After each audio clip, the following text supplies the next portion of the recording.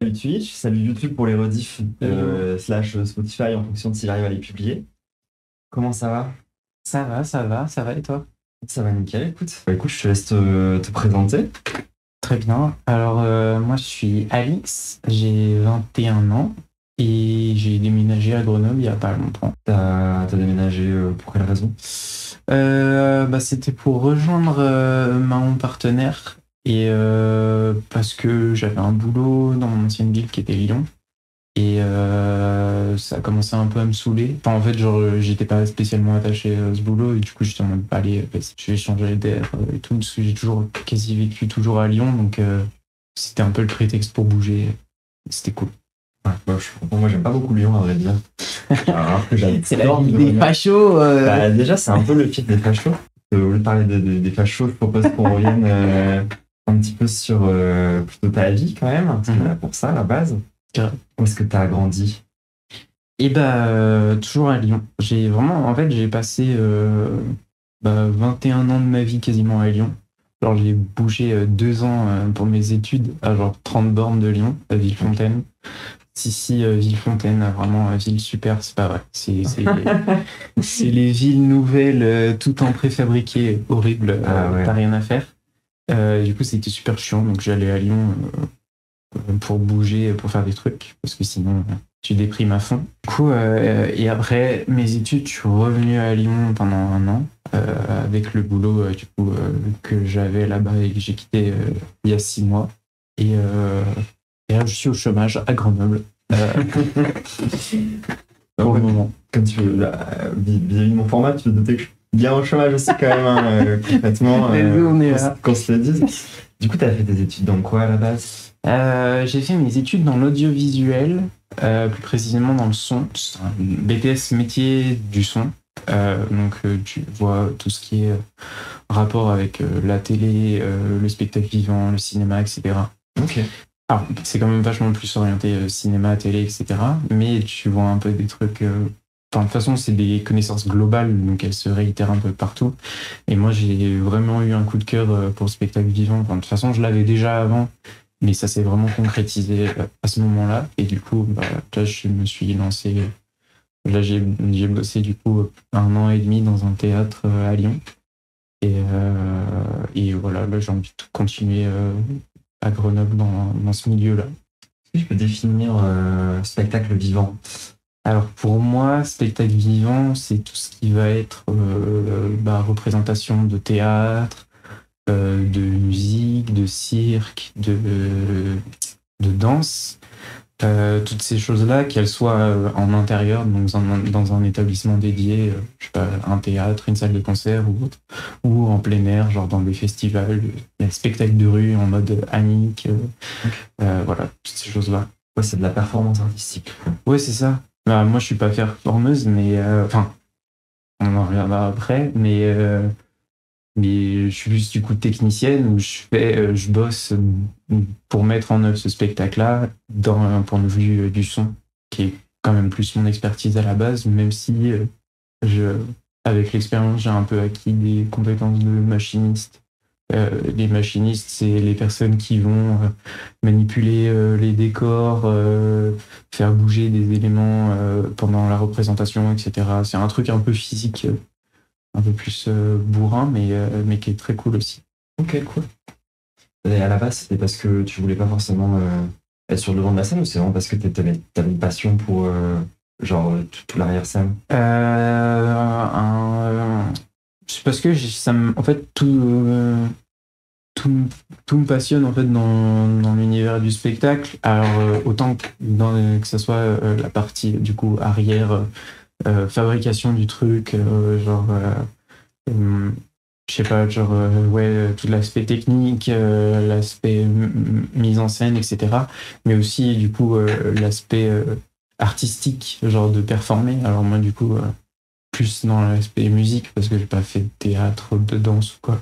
Du coup, comme j'ai pas de trucs, de projets musicaux, en tout cas, peut-être soon, mais qui se sont concrétisés jusqu'à maintenant, j'étais plus, du coup, c'était plus facile pour moi de bosser en backstage pour la mise en place de spectacles ou de trucs qui existaient déjà. Mais j'espère qu'on va percer. Allez écouter, suivre Mercès sur Instagram. Comment tu dis? Mercès. Mercès. C'est un groupe de métal que j'ai rejoint il n'y a pas longtemps. Il y a un groupe de métal à Grenoble où du coup ils avaient une batteuse et une bassiste qui ont quitté le groupe en début d'année.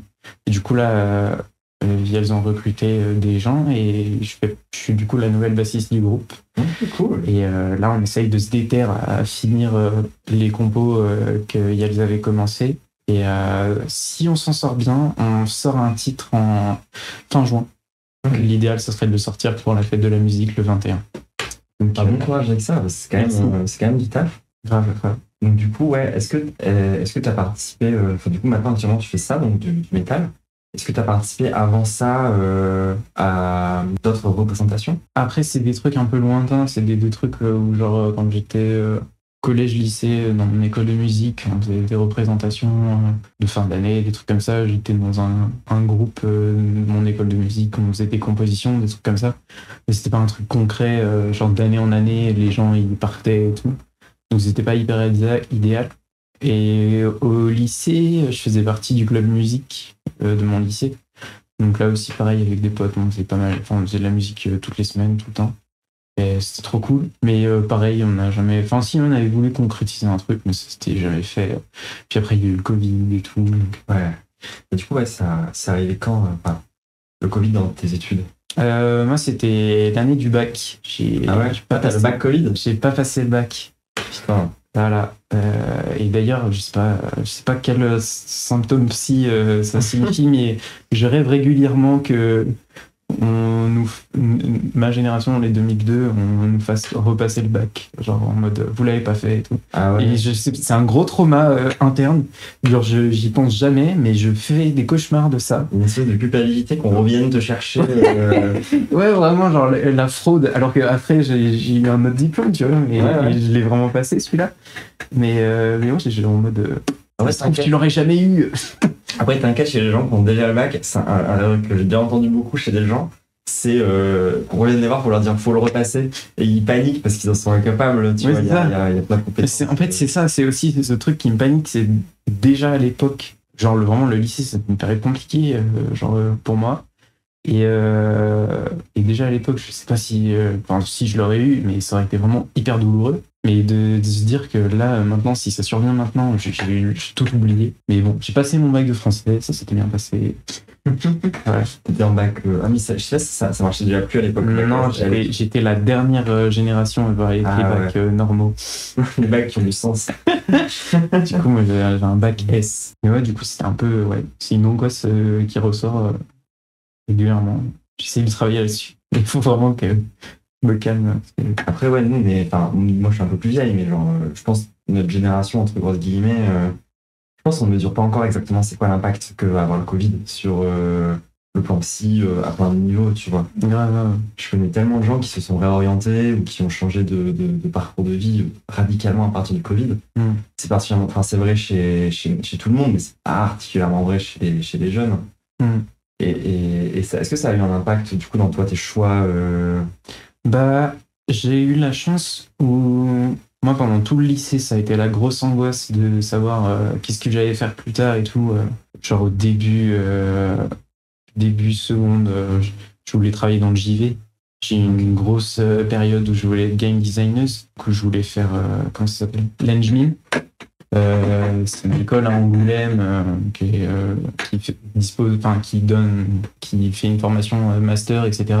dans plein de domaines du JV et dont game design, et c'est assez réputé. Mais c'était déjà un truc costaud, et puis il fallait faire une licence du coup avant, je savais pas dans quoi, etc. C'était un truc un peu compliqué, et puis il y avait ce truc de expliquer à mes parents. Bon, ma mère elle était assez supportive, mais mon père il comprenait pas un peu vers quel métier ça allait m'emmener. C'est un peu difficile de parler de ça avec lui. Il comprend mieux le spectacle vivant que le jeu vidéo. Ouais, vraisemblablement, ouais. C'est un truc qui... Mon père, il est musicien aussi, donc c'est un peu plus terre à terre pour lui. Le jeu vidéo, ça a toujours été un truc un peu lointain. un peu obscur. Mais du coup, ouais, c'était un peu une phase passage à vide où je sais pas trop quoi faire.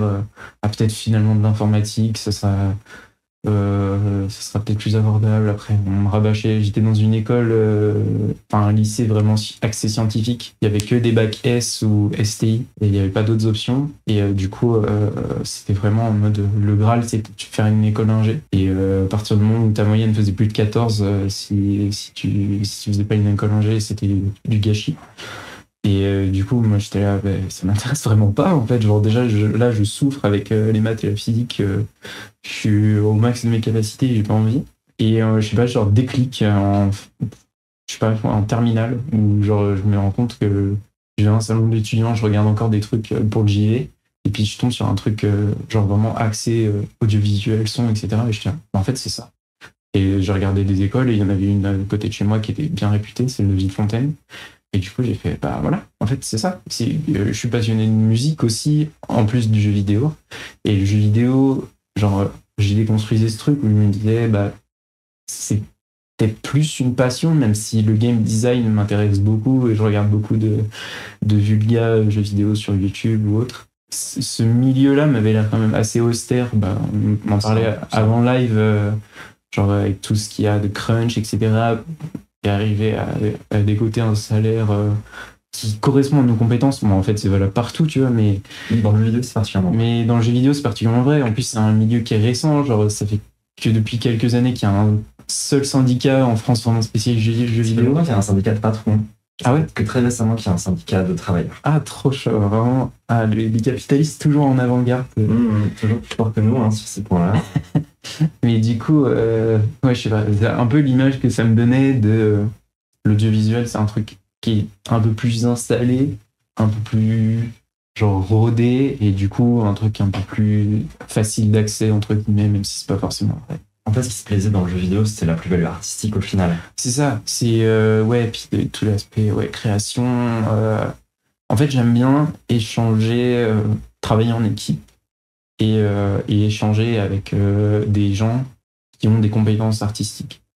Et en fait, je retrouve ça aussi dans le spectacle vivant, même si on est qualifié de technicien, technicienne, on a une patte artistique, on fait pas ce métier pour rien. Je connais des gens qui font ce métier, et une fois qu'ils ont fini de monter le spectacle, ils sont sur leur téléphone dans le canapé pendant que le spectacle il tourne. Je trouve ça dommage, parce que du coup, c'est pas le cas de tout le monde, mais on a vraiment une part artistique et on s'intéresse au truc, on contribue un tant soit peu à l'art qui va se représenter. Donc, c'est chouette d'échanger là-dessus, et du coup, c'est un peu un compromis. D'ailleurs, c'est comme dans le jeu vidéo, faut pas sous-estimer l'importance des petites mains qui fabriquent le jeu. Il n'y a pas seulement le grand mec qui décide au-dessus de tout. En vérité, la plus-value artistique, elle va se faire à travers toute l'équipe, jusqu'aux personnes qui programment. Parce que du coup, moi, à fond dans le jeu vidéo aussi, j'ai fait une formation et tout par rapport à ça. T'avais pas? En gros, moi, j'ai fait une école d'ingénieur, du coup. Ok. Sauf que je n'ai jamais voulu être ingénieur, concrètement. Et de fil en aiguille, en gros, je me suis retrouvé avec le Covid à vouloir me réorienter dans le jeu vidéo. Et du coup, j'ai validé mon diplôme grâce à ça. Et puis après, je suis parti en incubateur. Et c'est dans l'incubateur que j'ai eu une vraie formation autour de ça. Okay. Donc du coup, on peut parler un peu de jeux vidéo. Moi, ça m'intéresse. J'ai envie tout de suite de te demander, ça va être quoi tes jeux préférés, par exemple? C'est quoi les jeux qui, à la base, t'avais dit, putain, le game design, c'est trop stylé? Ouais, la question piège de fou. Question piège?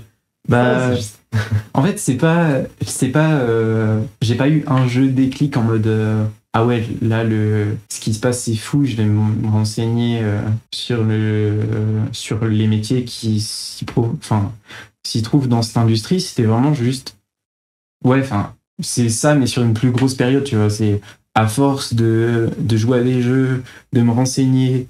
Je m'étais abonné à un magazine et tout, je lisais tout le temps. Je regardais des vidéos YouTube. Quand je jouais pas, je regardais des vidéos là-dessus. Enfin, j'étais vraiment intéressé. Et du coup, ça m'a fait creuser un peu ah ouais, il y a des métiers derrière, ok, ça consiste en ça, c'est trop stylé. Et du coup, après, avec ces outils-là un peu plus techniques en fait, quand tu joues à un niveau, en fait, il y a tel ou tel rôle, va y avoir un level designer qui va avoir architecturé le jeu de telle sorte à ce que tu ailles à tel endroit et pas à un autre. Et en fait, tu comprends un peu tous les ressorts, toutes les dynamiques auxquelles tu fais pas attention quand tu joues. Et je trouvais ça super intéressant. Je me disais, en fait, il y a un monde caché, des boulots cachés qui sont super intelligents et super chouettes. Et donc ça, c'était un peu le truc. Hein. Pareil que dans le game design, on met souvent sur la même chapelle, mais par exemple, le level design et le game design, c'est deux trucs complètement différents. En vérité, il y en a un qui va mettre au point les règles du jeu et l'autre qui va créer des situations dans lesquelles elles s'appliquent. C'est ça. Et ça paraît rien comme ça, mais en fait, c'est deux types de métiers qui sont complètement différents. Ouais. Bah, en plus, là, il y a pas longtemps, j'avais rencontré une personne trans qui bossait aussi dans le JV et qui... Parce qu'on est hyper nombreuses en meuf trans dans le jeu vidéo, il faut le savoir. Et cette personne me disait qu'elle était narrative designer. Et je connaissais pas ce métier. Et en fait, quand cette personne me décrivait ce métier, j'étais en fait, c'est game design. Et elle me disait non, en fait, c'est vraiment c'est vraiment tout un aspect que le game designer doit s'en charger. Alors, dans les petites équipes, le game designer va un peu chapeauter ça, mais normalement, c'est pas son rôle. En fait, dès que tu as un projet qui n'est pas linéaire en termes de scénario, tu es obligé d'avoir quelqu'un qui s'occupe du design de ce truc-là, tu vois. C'est ça. Souvent, la charge revient au game designer, mais en fait, c'est vrai que c'est pas forcément leur cœur de compétence, quoi. Et du coup, il y a vraiment plein de métiers qui se déroulent sous un jeu vidéo. J'avais été aussi longtemps intéressé par le métier de sound designer, qui faisait un peu le pas entre le jeu vidéo vraiment brut et mon métier de technicien de son maintenant. Et c'est quelque chose qui m'intéresse vachement aussi. Bah, j'ai fait peu de sound design, moi c'était plus dans le ciné ou le montage, etc. vidéo. Mais c'est les mêmes ressorts, quoi. C'est juste... Expliquez brièvement le sound design. Le sound design, c'est du coup littéralement le design sonore. C'est du coup créer une atmosphère sonore en plus de l'atmosphère visuelle qui est créée par les graphismes, la direction artistique, etc. Qui fait que en fait cette personne va être en charge de faire les bruits de pas, les bruits des objets et que ces bruits-là interagissent de façon cohérente dans les lieux, ajouter de la réverbération si on est dans une grande pièce. Tout un tas de choses en fait qui vont être liées aussi avec il y a un moteur audio du jeu qui va du coup gérer un peu, qui va mettre des coordonnées sur tous les objets, toutes les possibilités d'interaction dans l'espace et donner aux joueuses un retour audio de ce qui se passe en fonction de ce qui est joué. Et c'est extrêmement important, les feedbacks, on en parle beaucoup dans le monde du jeu vidéo. Sans ça, tu sais pas si ce que tu as fait est juste ou pas juste, ou si tu te déplaces bien, ce genre de truc. C'est un métier vraiment essentiel pour le coup dans le jeu vidéo. C'est des métiers invisibles où en fait, si c'est bien fait, tu t'en rends pas compte et ça te paraît naturel.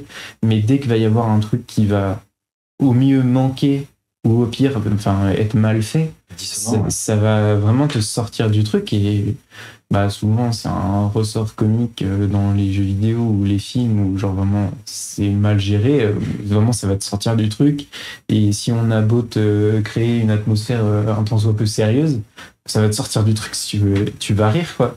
Et du coup il y a tout cet aspect là qui m'intéressait vachement. Après c'est un truc un peu vachement de geek, genre j'avais un pote de promo, Romain d'ailleurs si t'es là, c'est cool, qui lui est vraiment passionné de sound design, etc., qui lui du coup a fait le même BTS que moi, a fait une licence après et a intégré l'Engmin que je parlais au début et en sound design et lui, vraiment, c'était vraiment sa passion, c'était de décortiquer les sons. Genre, lui, il pouvait passer des heures sur un logiciel son, mais pas pour faire de la musique ou quoi, juste prenait un synthé, il enregistrait de la merde, genre un bruit de chaise qui grince ou quoi, et il te le distornait dans tous les sens pour créer tout un tas de trucs, et c'est super cool. Moi, je m'ennuie au bout de 2 secondes, mais c'est trop bien, et c'est super important, et en fait, tu te rends compte des trucs de dingue que tu peux faire avec un bruit que tu peux pas trouver anodin dans la vie réelle. Moi, j'aime bien, enfin, ce que j'aime bien dans le game, moi, je fais pas de sound design, J'adore apprendre comment certains sons ont été produits. Ouais, pas grave, pareil. C'est trop fascinant. Genre, par exemple, moi, j'ai découvert il y a pas longtemps que tous les bruits de craquement d'os ou de, tu sais, lorsque tu broies quelqu'un concrètement ou tu lui casses un bras, en fait, c'est des légumes qu'on vient exploser genre avec soit des bats de baseball, des coups de hache en les frappant contre une table. Et en fait, ça fait et ça fait tous les bruits un peu douloureux à entendre. Ouais, exactement. Non, mais ouais, ça va avec le métier, ça c'est plus dans le ciné du coup, mais de bruiteur, bruiteuse. Moi j'avais fait un stage dans une boîte de son spécialisée post-production, etc. Et ils avaient un bruiteur et c'était hyper stylé. Genre, ils avaient du coup un studio spécialisé post-production, ciné, etc. Et ils avaient un hangar. Genre, vraiment, les bruiteurs, c'est des geeks, mais genre physique. Où en gros, ils collectionnent tout un tas de merde. Et il avait, genre, je sais plus, t'ouvrais le hangar, il y avait une cabine téléphérique, des skis, tout un tas de ribambelles. Beaucoup avec des trucs bizarres dedans, c'est ça. Différents bruits. Ribambelles de types de bois, etc. Et c'est super cool et tout, de le voir bruiter. Et en fait, tu te rends compte qu'avec des trucs vraiment anecdotiques, random, tu peux faire des bruits de fou. Moi, le truc qui m'avait le plus choqué, c'était genre, tu mettais de la paille sur le sol et tu prenais 2 entonnoirs, et tu faisais clac-clac comme ça faisait des super bruits de sabots de chevaux. Et du coup, j'avais trouvé une entonnoirs. Ouais, c'est marrant. Genre en plastique. Et il y avait un bruiteur connu, qui faisait une démo sur YouTube, et ça marche de fou. Et en fait, tu te rends compte que beaucoup de trucs, de contenu que tu as vu. C'est beaucoup d'astuces. C'est ça, c'est que des trucs comme ça et c'est trop chouette. Et ouais, le métier de bruiteur, trop cool aussi. Il y a quand même, tu dois quand même bien avoir un jeu préféré, ou du moins un jeu auquel tu as beaucoup joué peut-être.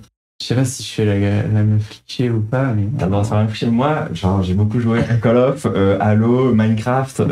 Tiens, je suis full dans le cliché. Pokémon, énormément. Donc t'inquiète, hein.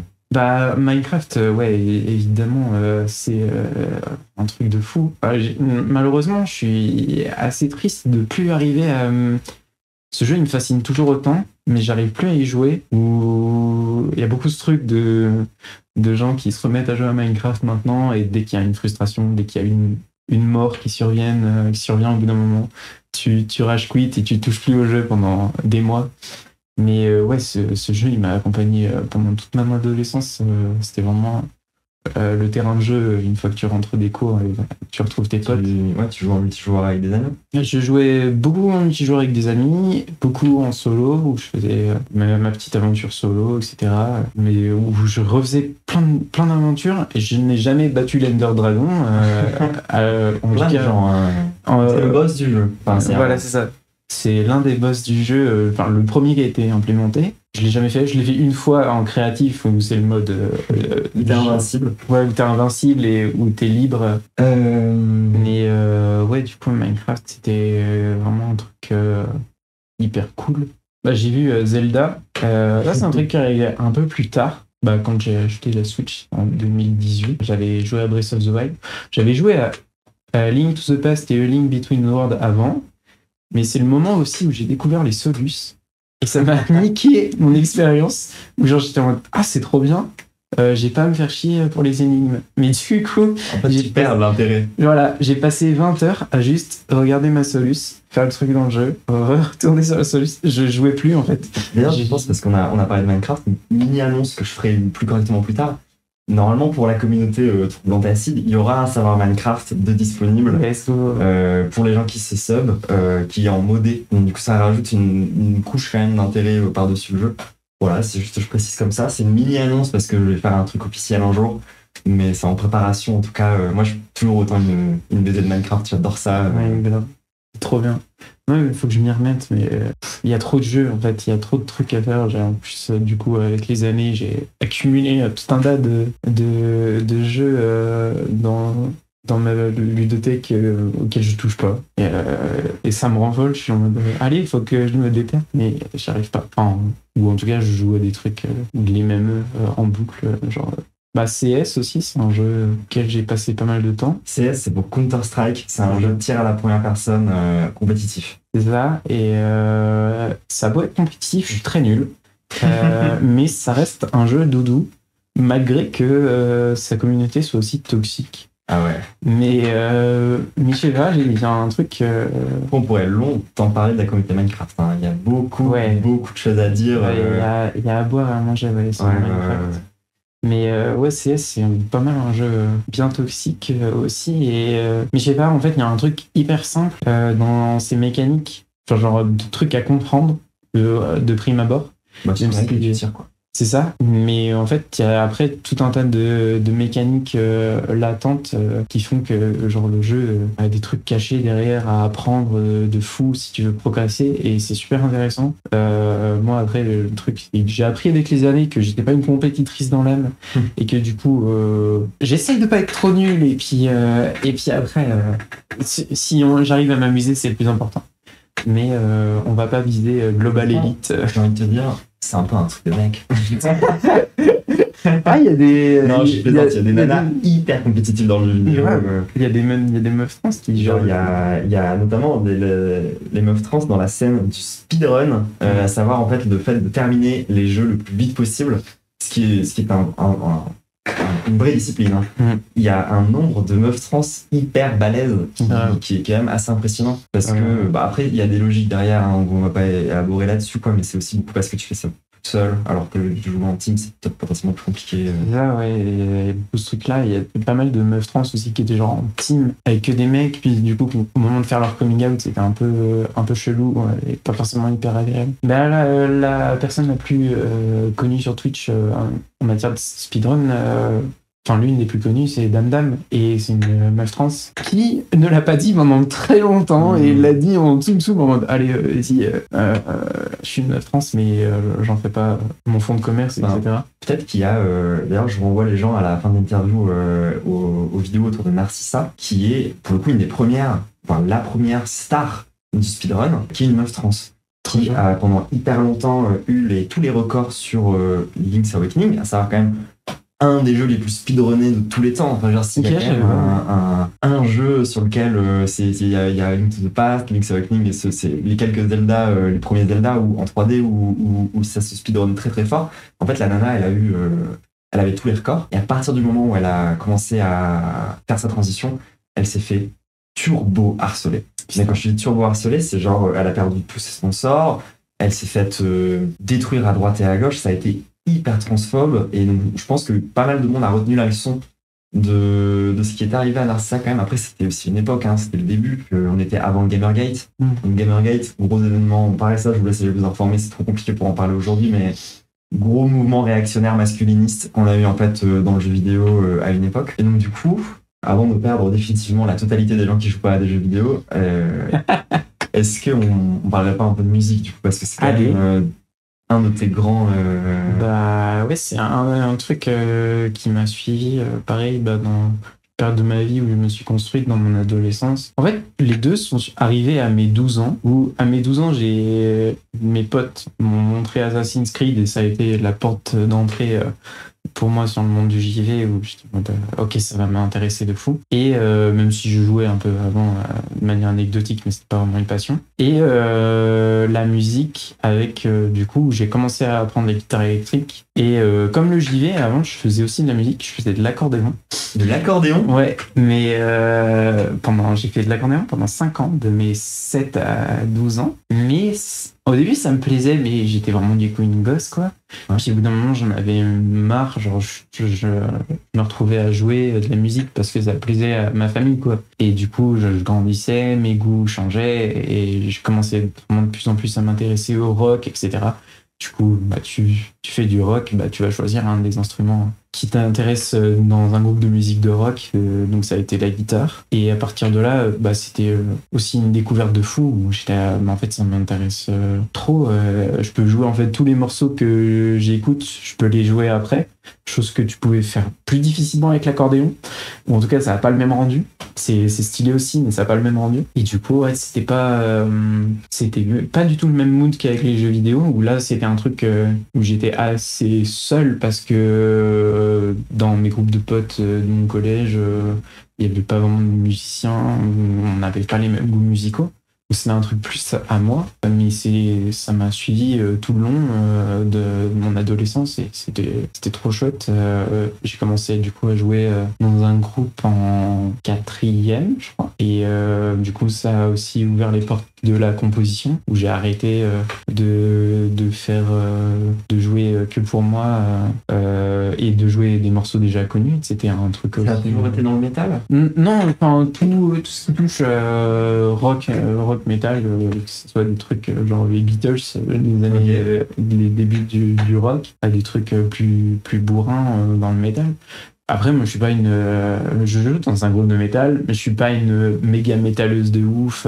Je l'étais un peu, j'ai eu ma période puriste, chiante, où si t'écoutes pas du métal, c'est trop chiant. Bref. Ça m'a passé, parce que ça va 2 minutes, et en fait, il y a d'autres trucs à part le métal, et j'avoue que ma culture du métal s'arrête, et là je fais vraiment un coucou à ma mère, à Rammstein. J'avoue que c'est un peu le seul groupe de métal que j'ai jamais écouté. ouais. Oui, c'est cancel. Je sais que c'est cancel, mais je peux pas avoir un petit amour quand même pour leur musique, à défaut d'en avoir pour le chanteur. Bah ouais, il n'y a pas que le chanteur qui a été cancel. Ah ouais? Je crois que c'est un des guitaristes et claviéristes aussi. Oh, wow. C'est un bail du groupe. Là. Bah, dédicace à Camille aussi, qui est dans mon groupe Mercedes et qui est une grosse fan de Rammstein. Bah, Rammstein, c'était pareil, le premier groupe de métal que j'ai écouté, parce que c'était le frère d'un pote qui écoutait ça. Parce que pour la petite anecdote, en fait, au début de collège, je rentrais des cours avec un ami et j'allais chez cet ami jusqu'à que mes parents viennent me chercher. Et du coup, quand on était chez lui, son frère il rentrait des cours aussi et il mettait de la musique à fond, et c'était Rammstein. Du coup, j'étais ok, et j'ai pas eu ce truc que beaucoup de gens ont où t'es en mode, enfin, pas tout le monde, tu vois, mais un truc de rejet de c'est quoi cette musique de fou.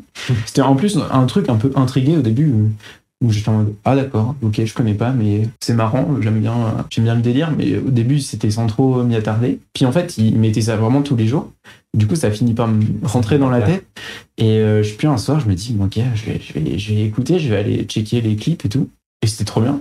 Puis il y avait un truc un peu, genre, braver l'interdit, parce que c'est un truc de grand et tout. Ouais, c'est de la musique un peu violente. Voilà, c'est ça, c'est les méchants messieurs et tout. Et du coup, je suis ok, ça. Pour moi, mon seuil de violence extrême à l'époque, c'était AC/DC. Donc là, on a passé un petit gap.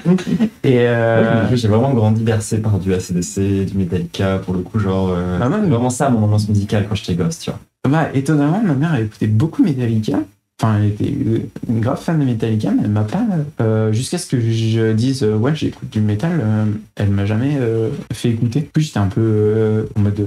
Pour moi, ça existait pas, le métal, j'étais pas trop confronté à ça. Et mon père, il a jamais trop kiffé. Mais ouais, du coup, ça a été la porte d'entrée un peu pour ces styles-là, mais c'est pas. Ça a été. C'est du hard rock, c'est pas du métal. Le AC/DC, ouais. Mais du coup, ça a été un peu la porte d'entrée pour moi, vraiment, ce style de musique, pour vraiment l'amour de la musique. Mais ça s'est étendu maintenant et j'écoute vraiment pas que ça, mais ça a une place importante parce que c'est une musique qui aide beaucoup. Moi, ça m'aide vraiment à décharger mes émotions.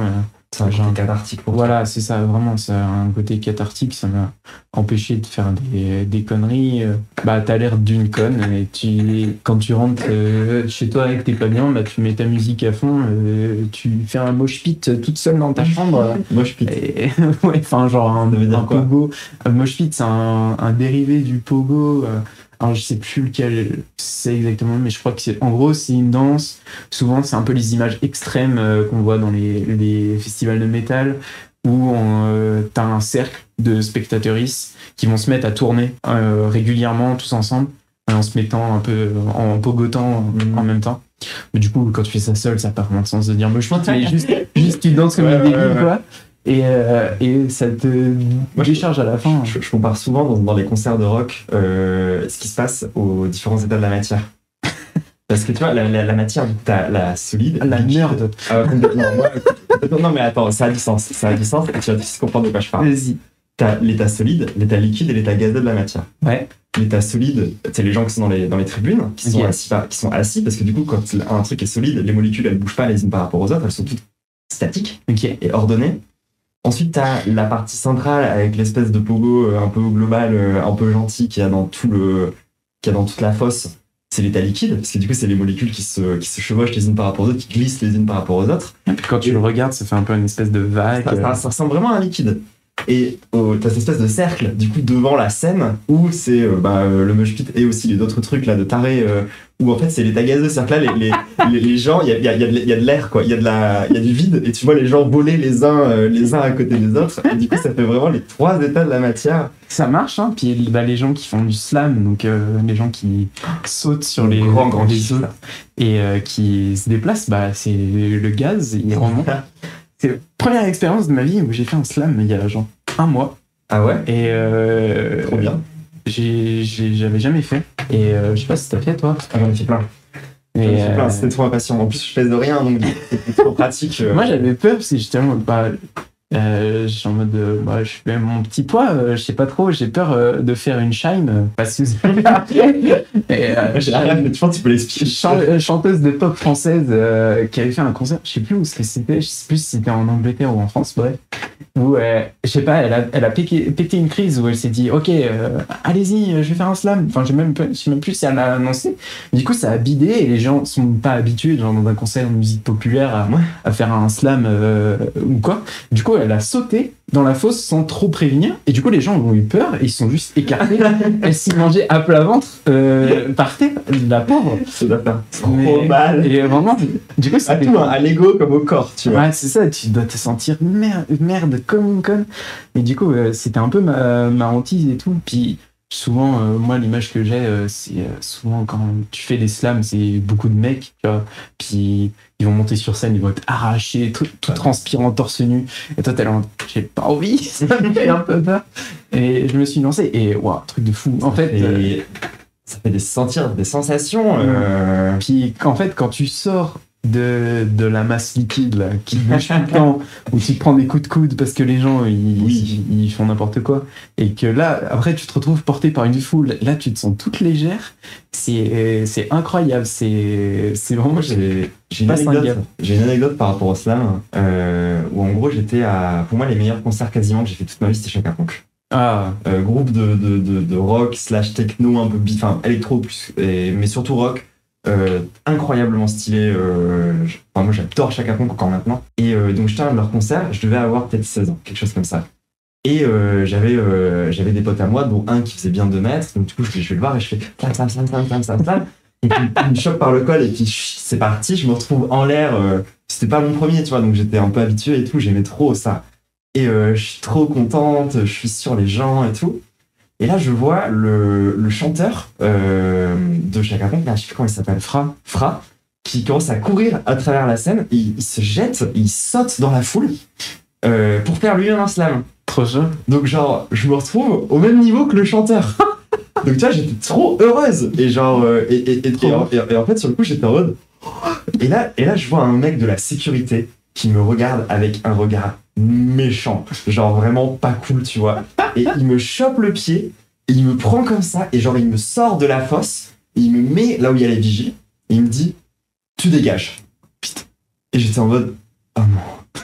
Parce que pour voir le concert, c'était au Zénith de Lille, donc bonne salle, et j'étais en mode « Mais attends, mais mes potes sont au milieu du truc ». Donc encore ça va, il a pas voulu me faire sortir du concert, il voulait juste que j'ai eu peur, j'ai cru qu'il voulait que tu te sortes du concert. Non, moi aussi sur le coup j'avais eu peur. En fait, j'ai compris que plus tard qu'en fait il voulait pas que je sorte du concert. En fait, l'endroit où il m'avait mis redonné vers là où il y avait le merch, tu vois. Okay. Et donc du coup sur le coup il me met sur le côté comme ça, et j'étais en mode qu'est-ce qui va se passer? Genre j'étais en train de vivre ma meilleure vie, et genre il y a quelqu'un qui aime bien Chaka Ponk aussi dans les commentaires. Trop bon groupe. Et donc du coup genre je commence à avancer sur le côté, vraiment en mode mais putain. Et genre moi du coup dans ma tête je pensais que j'allais devoir sortir tout court. Et là je vois un gros barbu comme ça qui m'arrête, il fait genre viens. Je me rapproche du gros barbu, il me chope et je repars en slam. Et du coup, genre, je suis sur le truc et tout le monde est en mode ouais, en mode c'est bon, tout est réglé comme ça. On est revenu. C'est ça. Et du coup, je commence à dire genre, je vais là-bas. Et du coup, je commence à avoir les gens qui m'ont porté et qui m'ont ramené au niveau de mes potes. À la capitaine. Et oui, exactement. J'ai nagé dans le truc, tu vois, et c'était extraordinaire. C'est un de mes meilleurs souvenirs de concert de ma life. Ah ouais. L'ascenseur émotionnel où tu te dis ok, c'est cool. Ah, il y a le chanteur. Ah, en fait, c'est ça. Je me fais chauffer. Et mon plaisir de l'époque, en plus, en mode grosse fangirl, ça a été de voir genre le chanteur qui me regarde comme ça. Et j'étais en mode il m'a regardé. C'est trop bien. Mon premier slam il y a un mois là, vraiment genre pendant tout le concert j'étais là, j'y vais pas, je voyais des gens y aller, puis en plus après j'ai vu des meufs avec qui j'avais sympathisé qui commençaient à y aller et tout, j'étais ouais ils y vont, allez vas-y j'y vais, et je me lance et tout, je brave ma peur, et ça se passe trop bien et tout, je suis trop contente, le slam il dure hyper longtemps, genre j'ai traversé quasiment toute la salle et tout, c'est trop ouf, je redescends sur terre et tout, machin, et puis je me concentre 2 secondes. Oh non. J'ai perdu mon téléphone. Et je suis là, mais je suis la pire des connes. Pourquoi j'y ai pas pensé avant et tout. Ma poche, elle était super lâche. Donc mon téléphone, forcément, il est tombé, quoi. Un classique en plus. Donc après, je me retrouve comme une débile. Quelqu'un a volé un téléphone. Et donc j'ai beaucoup moins kiffé à la fin du concert. J'étais un peu stressé. Il y a un mec complètement arraché. Bon, même si t'étais relou, t'étais quand même sympa de m'avoir aidé. Et à essayer de chercher mon téléphone dans la foule malgré. Ouais, c'est un enfer. En fait, faut moi d'expérience, hein, parce que j'en perds beaucoup des trucs. Faut laisser tomber.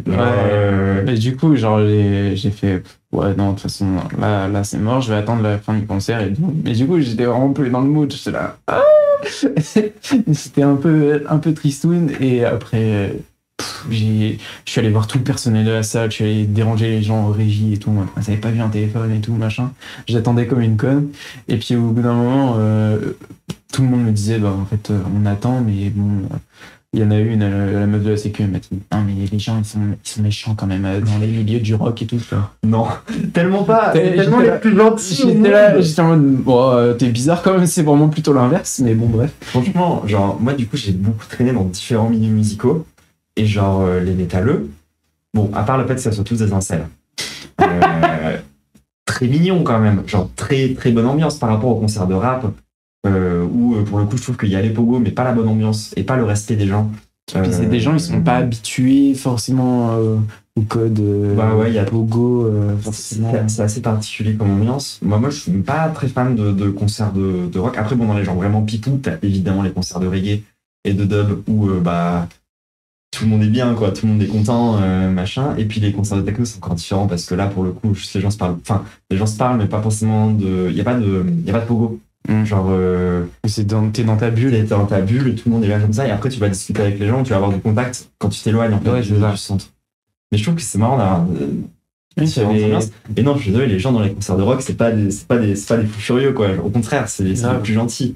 Ouais, et du coup, ça s'est confirmé parce que du coup, le personnel était compréhensif, mais ils m'ont pas trop aidé et tout. Puis je sais pas, au bout d'un moment, j'étais en train de me mettre de la crème tout sur les mains et tout. J'avais des boutons et tout. Et il y a des gens qui viennent me voir qui me disent ça va, tu t'es blessé et tout. J'étais non. Mais par contre, j'ai perdu mon téléphone. Si vous êtes au courant et tout, je lance une bouteille à la mer. Genre, je perdais espoir. J'ai perdu 400 €. Ah ouais.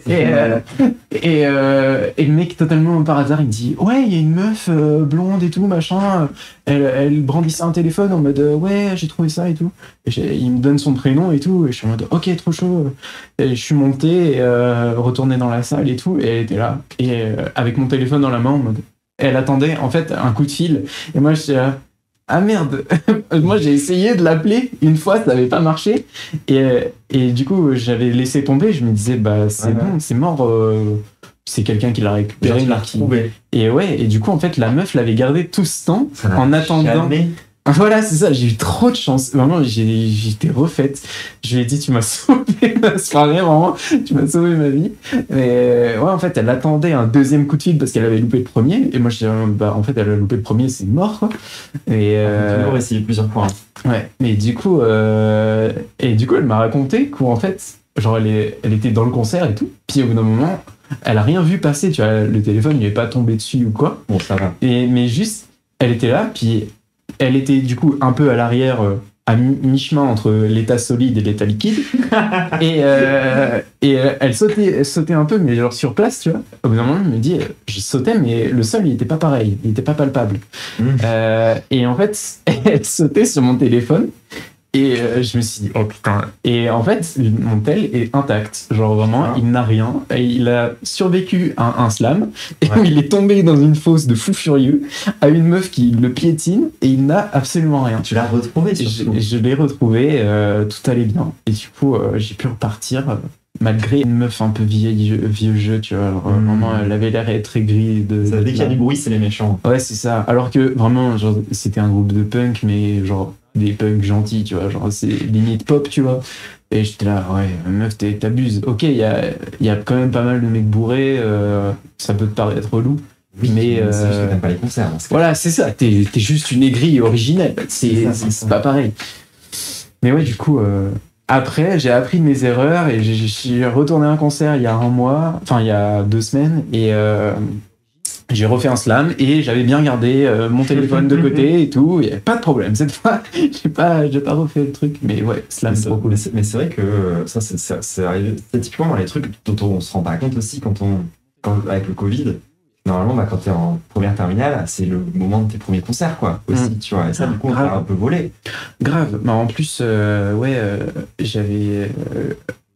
en janvier 2020, il y avait un groupe absolument pas connu et qui ne le sera jamais parce que ils se sont auto-cancel. En gros, en fait, genre, ils avaient sorti un album et tout, ils avaient fait une tournée. Et puis genre quelques mois après cette tournée, ils avaient annoncé un deuxième album, puis en fait ils ont fait un post Insta en mode ils étaient 3 et le bassiste et le batteur ont dit ok, on quitte le groupe parce que l'autre c'est un connard, mais ils ont jamais dit pourquoi. Donc avec mes potes avec qui on écoute ce groupe, on s'est dit ok, mais ça doit être un agresseur, un violeur ou peut-être quoi. Juste un mégalomane, hein. Ouais, voilà, ou juste un con, quoi. Mais du coup, le groupe a jamais continué. Mais bref, c'était un groupe que je kiffais de fou au lycée, qui s'appelle du coup Gender Roles, qui a un nom stylé aussi. Ouais, carrément. Et j'avais du coup montré ce groupe à un pote, et je disais, ah oui, ils passent à Lyon et tout, tu veux venir les voir et tout. Et on avait failli le faire, puis finalement il m'avait laissé en plan au dernier moment, et du coup j'étais là, putain, trop chiant, c'est un petit groupe, je sais pas si ça va tenir. Puis après il y a eu le Covid, et j'étais là, oh non, j'ai loupé l'expérience et tout. Et en première année de BTS, je vois qu'ils refont une tournée et qu'ils repassent à Lyon dans la foulée, et là j'ai pris ma place directe, et on y allait avec ma copine actuelle, et là c'était trop bien, j'ai pu reprendre ma revanche. De ce que tu m'expliquais, toi, c'est pas juste la musique qui t'intéresse, c'est aussi le spectacle. Oui, c'est ça. Et j'aime trop l'ambiance quand tu vas dans une salle de concert ou quoi. Moi, j'aime vraiment beaucoup cet univers-là. Je sais pas, ça me parle de fou. C'est un vrai spectacle. Ouais, c'est ça. Pour moi, la musique aussi, c'est cool quand tu en écoutes pour toi, chez toi, avec ton casque, tes enceintes, la façon dont tu le consommes. Habituellement, mais je trouve que ça se partage aussi, et c'est pas du tout la même ambiance, puis souvent ça la sublime en général. Les musiciennes ont pas du tout la même interprétation. Après il y a des lives qui se passent pas bien, où c'est nul, mais souvent c'est une expérience vachement chouette où du coup tu vois les artistes que tu kiffes qui font une version inédite pour toi sur un moment T. C'est trop bien, et tu le partages avec d'autres gens que tu connaisses ou pas, et c'est génial. Moi je fais pas mal je vais souvent à des concerts seuls, ça me gêne pas, et je trouve que c'est une expérience chouette aussi. Les gens, c'est un peu comme aller au restaurant seul ou aller au cinéma seul. Il y a des gens, il y a beaucoup de gens qui hésitent à faire ce genre de truc, alors que premier degré c'est des bonnes expériences en général. En vrai ça se passe bien si tu prends tes précautions, parce que ça dépend quel type de concert tu vas, si c'est des trucs bourrins ou pas. Mais c'est du black metal, il n'y allait tout simplement pas. Ouais, voilà. Par exemple. Voilà, mais toute proportion gardée à l'avance, ça peut être vachement chouette comme expérience. Après, je dis pas que ça peut plaire à tout le monde, mais en tout cas, j'aime bien. Tu peux rencontrer des gens qui sont cool, pour échanger. C'est ça aussi. Ça dépend de qui t'es. Même si t'es dans un peu plus réservé, un peu plus anxieuse, ça peut être un truc chouette où tu vas voir qu'il y a des gens qui te ressemblent. Le dernier concert que j'ai fait, C'était le concert de Johnny Carwash, qui est un groupe de. Johnny Carwash. Ouais, le nom est. J'en ai entendu parler il y a pas longtemps, je crois, en plus. C'est alors pour Mais tu l'as mis dans les musiques, c'est pour ça que j'en ai entendu parler, tout simplement. C'est du coup Johnny, c'est parce que il voulait prendre une icône de rock connue, donc Johnny Hallyday, mais ils l'ont féminisé en mettant IE. Et Carwash, c'est parce qu'il répétait à côté d'un carwash, donc les lavages auto. Voilà, dans le groupe typiquement punk à l'arrache. Mais en vrai, c'est hyper pipou et hyper chouette. D'ailleurs, moi, ça, c'est une de mes grandes théories sur la musique actuelle, c'est que les nouveaux punks, ils sont cuir, tu vois, aujourd'hui. Ouais. Vraiment. Grave. Genre, c'est un vrai truc. Genre, si vous pensez vraiment que vous êtes anti-système en étant transphobe, non, hein. Non. Regardez qui sont les punks aujourd'hui, qui sont les gens qui font de la musique contestataire. C'est plus que des LGBT, quoi, concrètement. Là, en plus, si tu t'intéresses aux groupes de punk un peu connus, ils sont vachement progressistes, vachement. Enfin, de toute façon, le mouvement punk l'a toujours relativement été, même s'il y a des branches de droite. Mais il y a eu des saloperies. Mais ouais, puis là, du coup, ouais, ça queerise vachement. Et ouais, au concert de Johnny Carwash, du coup, il y avait vachement de personnes queer, quoi. Et ça m'a fait trop plaisir parce que le concert que j'avais fait là où j'avais perdu mon téléphone, c'était aussi un groupe de punk français. Mais là, il y avait vachement plus de mecs. Et c'était vraiment pas queer. Ou en tout cas très peu. Puis en fait, j'avais pas trop aimé la vibe où vraiment, genre, c'était que des mecs dans le groupe. Ils en avaient un peu rien à foutre de dire ouais, faites gaffe et tout dans le pogo, dans la fosse ou quoi. Ça ne m'avait pas trop plu. Alors que là, Johnny Carwash, il y a une meuf et puis les deux autres mecs ont l'air quand même vachement un peu plus woke.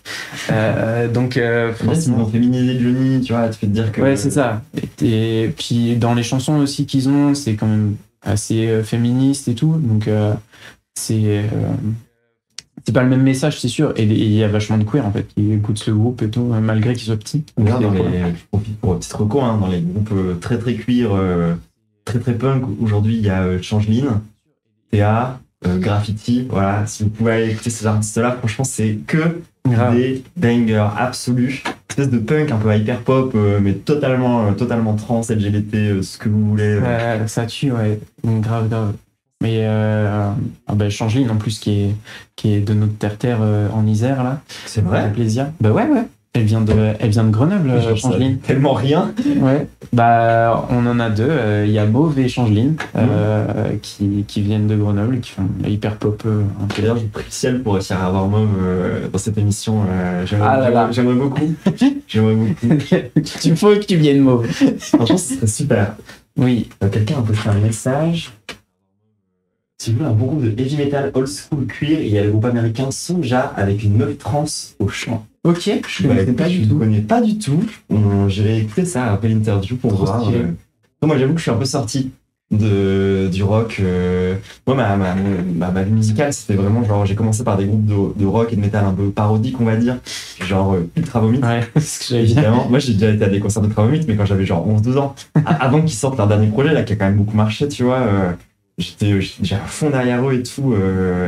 Ensuite, c'est plus tard que genre, j'ai eu un énorme bouleversement, je suis parti full techno, concrètement. Genre là, maintenant, je suis vraiment une techno pouf. Trop bien. Ouais, mais j'aime bien. Mais par contre, c'est vrai que de temps en temps, j'aime bien encore écouter des vieux trucs, quoi. Grave. Genre Chaka Ponk. Chaka Ponk, RIP. Oui, le groupe va finir, mais de toute façon, il va y avoir des tournées revival et tout. Ah ouais, tu penses? Mais c'est sûr. Trop bien. J'espère. Moi, j'étais plus team Skip the Use. Ah, mais attends, mais ils sont potes. Oui. Moi, j'ai vu Skip the Use et j'ai vu Chaka Ponk. Moi, j'ai vu les deux aussi. Ouais, et désolé, hein. Toi, Chaka Ponk, mais j'ai préféré Skip the Use en concert. Ah ouais? Ah ouais, Skip the Use, c'est l'un de mes concerts préférés de ma vie. Après, j'étais petite et du coup, c'était genre le premier concert vraiment rock et tout que je voyais avec un artiste vraiment que j'aimais de fou. Mais vraiment, je sais pas. En fait, la vibe du chanteur était folle. Par contre, pour le coup, c'est un mec de Monterterre. Oui, ils viennent de Lille et tout. Oui, ma mère l'a déjà croisé au supermarché. Ah, trop chaud. Quand même, hein. C'est quand même un vrai truc, tu vois. Ah, trop bien. Et ouais, par contre, et puis d'ailleurs, ils sont tellement potes que, genre moi, là, quand j'avais été à mon concert de Chaka Ponk, il y a le gars de Skip the Use qui est venu, en fait, à un moment, tout simplement. Trop bien. Qui est passé, tu vois. Et en même temps, après, ça c'est pareil, c'est pas pour me saucer, hein, mais comment dire, les Lillois en concert, on est trop chaud. Genre vraiment, il y a juste une trop bonne ambiance, concrètement. On en est fiers, on le revendique. Mais ouais, Skip the Use, ambiance trop fou, genre... Moi, ce que j'aime bien chez Skip the Use, c'est aussi tout le design qu'ils ont, parce que c'est pas... Genre là où j'ai préféré Chaka Ponk à Skip the Use, c'est aussi dans les visuels qu'ils apportent au truc. Il y a limite une histoire tout au long du concert. Sur Chaka Ponk ? Ouais. Ouais. Et puis je suis amoureuse de la meuf aussi, donc... Ah là là. Forcément. Je comprends. Non, moi, moi j'ai un peu plus l'ADN punk et tout, et ça correspond un peu plus à Skip the Use, même si Chaka Ponk, le punk vient de punk. Ouais. La philosophie du groupe et genre la façon dont ils performent et tout, ça me parle plus chez Skip the Use. Et ouais, j'aime trop ce groupe. C'était vraiment le groupe de mon enfance. Moi, ça m'avait fumé quand je les avais vus, ou genre première partie du concert et tout, genre pendant bien, je sais pas, une demi-heure, font des gros hits et tout, des trucs cool, tu vois, mais qui boostent quand même un peu, tu vois. Et puis au bout d'un moment, Matt Bastard, il fait une aparté, il dit... Matt Bastard, c'est le chanteur, c'est le chanteur, pardon. Le chanteur de Skip the Use. Et il dit, bon voilà, pour les gens qui étaient venus voir les chansons de la radio, si vous êtes venus voir que ça, vous pouvez y aller. Là maintenant, on va faire du gros punk, ça va bouger. Ils avaient fait des reprises de Rage Against the Machine, un groupe de métal américain ultra contestataire, et ils avaient fait, en fait, avant, ils avaient un autre groupe, je crois que ça s'appelait The Craving. Où c'était vraiment très punk, et ils ont fait des morceaux de ce groupe là, et moi j'étais là, mais jamais de la vie ils vont les jouer, et si et du coup, et t'avais tous les gens de la fosse et tout qui connaissaient aussi, et du coup c'était trop bien. J'étais ah ouais, c'est en fait c'est un autre monde. Il a le chanteur de Matt Bastard, il a quand même une grosse épine dans le pied depuis le début, quand même, enfin depuis que ça a pété, quand même. C'est Ghost, c'est Time is running out, nanana. Je pense qu'il doit. Déjà que nous, collectivement, on déteste tous cette chanson maintenant, tu vois. Et elle a trop tourné. Pour lui, ça doit être un enfer. Mais concrètement. Ouais, tu te coltines une chanson pop. Après, il en a refait un peu des trucs un peu liés comme ça. Il a solo aussi pendant un temps, non ? Ouais, où là, du coup, justement, il était un peu plus centré pop. Il faisait des trucs avec sa copine, je crois. Mais j'ai pas trop écouté. Et là je m'étais remise fin d'année dernière à écouter du coup les trucs qu'ils avaient fait depuis qu'ils s'étaient reformés, et ouais, non, toujours très cool, toujours bien à fond. Moi j'ai jamais vu par contre, genre, le truc que je dois absolument le reconnaître, c'est que je crois que j'ai jamais vu un mec avec autant d'énergie c'est un truc sur scène. dingue, ouais. Je crois qu'il y a un moment donné, pendant vraiment 20 vraies minutes, il sautait juste sur place en gueulant dans son micro, mais genre, qui a le physique pour faire ça au bout d'une heure et demie de concert, concrètement, genre le mec est complètement fou. Ouais, il est ruisselant. Et puis les musculatures. J'avoue que j'ai pas. Ah bah écoute. Ouais, j'avoue que mec il est BG, ouais. Ah ouais, quand même. Hein. Ouais, c'est le plus BG du groupe, et ça c'est pas pour rien.